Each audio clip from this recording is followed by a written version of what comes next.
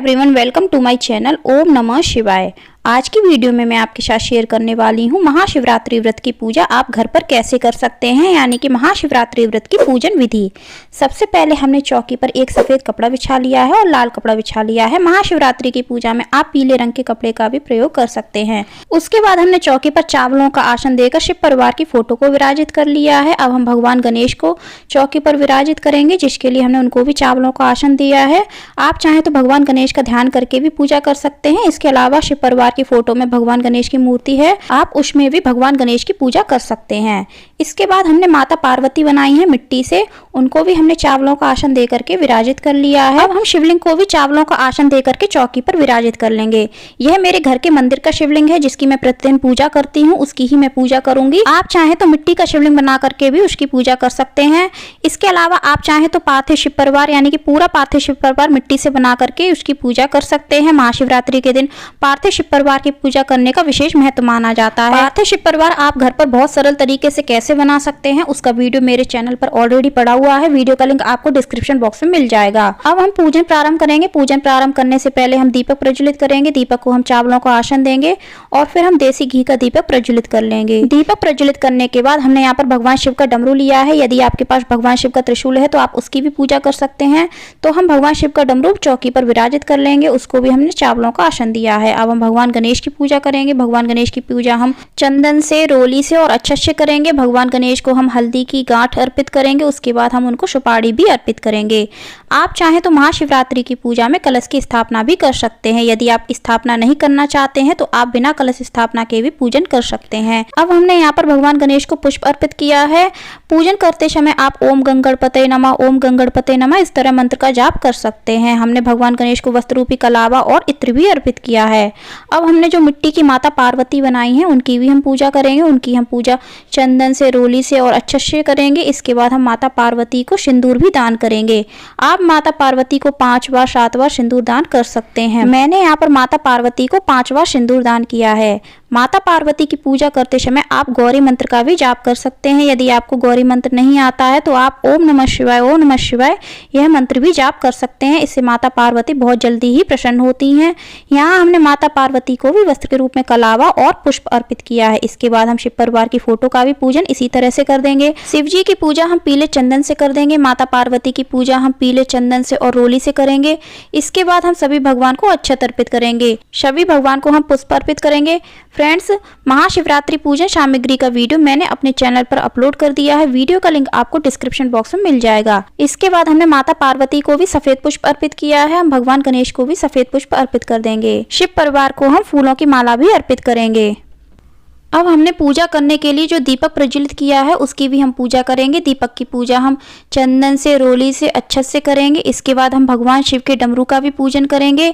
यदि आपके पास त्रिशूल है तो आप उसकी भी पूजा करें। हमने भगवान शिव के डमरू की पूजा चंदन से, रोली से और अच्छत से की है। अब हम दीपक को भी पुष्प अर्पित करेंगे और हम भगवान शिव के डमरू को भी पुष्प अर्पित कर देंगे। अब हम शिवलिंग का पूजन करेंगे। शिवलिंग को हम सबसे पहले शुद्ध जल से स्नान कराएंगे और मन ही मन ओम नमः शिवाय, ओम नमः शिवाय, ओम नमः शिवाय इस तरह मंत्र का जाप करते रहेंगे। इसके बाद हम कच्चे दूध से स्नान कराएंगे। ओम नमः शिवाय, ओम नमः शिवाय, ओम नमः शिवाय। यदि आप पंचामृत से भगवान शिव का अभिषेक करना चाहते हैं तो आप पंचामृत से भी अभिषेक कर सकते हैं। अब हम फिर से शुद्ध जल से भगवान शिव का अभिषेक कर देंगे। ओम नमः शिवाय, ओम नमः शिवाय। भगवान शिव का अभिषेक करने के बाद जो यह जल होता है, आप इस जल से अपने घर के प्रत्येक कोने में छींटे दे सकते हैं। इससे घर की नकारात्मक ऊर्जा दूर होती है। इसके बाद यदि जल बचता है तो आप उसको पौधों में भी डाल सकते हैं। अब हम भगवान शिव की पूजा करेंगे। भगवान शिव की पूजा हम पीले चंदन से करेंगे। आप सफेद चंदन से भी कर सकते हैं। भगवान शिव की पूजा सफेद चंदन से भी की जाती है। भगवान शिव की पूजा रोली से, कुमकुम से नहीं की जाती है। भगवान शिव के ऊपर जो नाग देवता होते हैं उनकी भी पूजा हमें पीले चंदन से करनी चाहिए। इसके बाद हमने भगवान शिव को अक्षत अर्पित किए हैं। अब हम उनको काले तिल भी अर्पित करेंगे। ओम नमः शिवाय, ओम नमः शिवाय। इसके बाद हम भगवान शिव को लौंग का जोड़ा अर्पित करेंगे। ओम नमः शिवाय, ओम नमः शिवाय। अब हम भगवान शिव को बेलपत्र अर्पित करेंगे। बेलपत्र कभी खाली अर्पित नहीं करना चाहिए।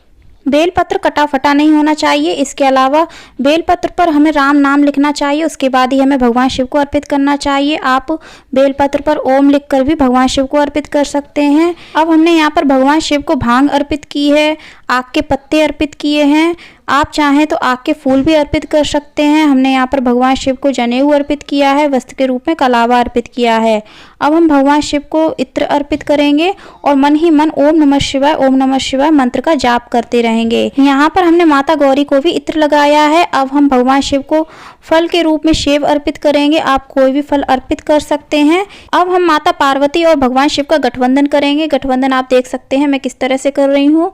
गठबंधन हमें कलावा से करना है। गठबंधन हमें बाएं से दाएं की तरफ करना है और हमें मन ही मन ओम नमः शिवाय मन का जाप करते रहना है। साथ ही साथ हमें मन ही मन भगवान शिव और माता पार्वती से कि जिस तरह से आप और माता पार्वती के बीच में आपस में मधुर प्रेम संबंध है, उसी तरह से मेरे और मेरे पति के बीच में मधुर प्रेम संबंध बना रहे। यदि आप कुंवारे हैं, आपका भी विवाह नहीं हुआ है, तो आप माता पार्वती और भगवान शिव से गठबंधन करते समय अपने शीघ्र विवाह हेतु कामना कर सकते हैं। इसके अलावा यदि आप प्रेम विवाह करना चाहते हैं तो आप गठबंधन करते समय आप यह भी कामना कर सकते हैं। शिव पार्वती का गठबंधन करने से शीघ्र विवाह और प्रेम विवाह की कामना बहुत जल्दी ही पूरी होती है। तो फ्रेंड्स, शिव पार्वती का गठबंधन करते समय हमें 7 फेरे इस तरह से लगाने होते हैं बाएं से दाएं की तरफ। जब 7 फेरे पूरे हो जाते हैं, हमें काउंट कर लेने चाहिए कि यह 7 फेरे हैं। उसके बाद हमें कलावा तोड़ देना चाहिए। तो इस तरह से मैंने यहाँ पर गठबंधन कर दिया है। इसके बाद हमने भगवान शिव को पुष्प अर्पित किए हैं। भगवान शिव को हमने पीले पुष्प भी अर्पित किए हैं। अब हम भगवान शिव और माता पार्वती के चरण स्पर्श कर लेंगे। अब हमने माता पार्वती को अर्पित करने के लिए जो सुहाग की सामग्री ली है, उसको भी हम माता पार्वती को अर्पित कर देंगे। अब हम भगवान शिव को भोग अर्पित करेंगे। भोग में हमने यहाँ पर सफेद मिठाई ली है, हम उसका भोग लगाएंगे। आप चाहें तो खीर का भी भोग लगा सकते हैं। इसके अलावा हमने जो भी भोग बनाया हो भगवान शिव के लिए, उसका भोग हम भगवान शिव को लगा सकते हैं। हमें ध्यान रखना चाहिए कि प्याज लहसुन का बना हुआ खाने का भोग हमें भगवान शिव को नहीं लगाना है। इसके बाद हमने भगवान शिव को दक्षिणा अर्पित की है। अब हम भगवान शिव की आरती करेंगे। आरती के लिए हम सबसे पहले दीपक प्रज्वलित कर लेंगे। दीपक प्रज्वलित करने के बाद हम सभी भगवान को धूप दिखाएंगे। धूप दिखाने के बाद हम सभी भगवान की आरती करेंगे। सबसे पहले हम भगवान गणेश की आरती करेंगे, फिर हम माता पार्वती की आरती करेंगे, उसके बाद में हम भगवान भोलेनाथ की आरती करेंगे। आरती हो जाने के बाद हम सभी भगवान को जल अर्पित करेंगे, दीपक को शांत करेंगे, सभी भगवान को हम आरती दिखाएंगे। अब हम सभी भगवान के चरण स्पर्श करेंगे, आशीर्वाद लेंगे। हम भगवान शिव के चरण स्पर्श करेंगे, माता गौरी के चरण स्पर्श करेंगे, गणेश भगवान के चरण स्पर्श करेंगे। यदि आपके शिव परिवार की फोटो में नंदी भगवान और कार्तिकेय भगवान हैं, तो उनकी भी पूजा करिए और चरण स्पर्श करिए। पूजा हो जाने के बाद हमें हाथ जोड़ करके भगवान से प्रार्थना करनी चाहिए।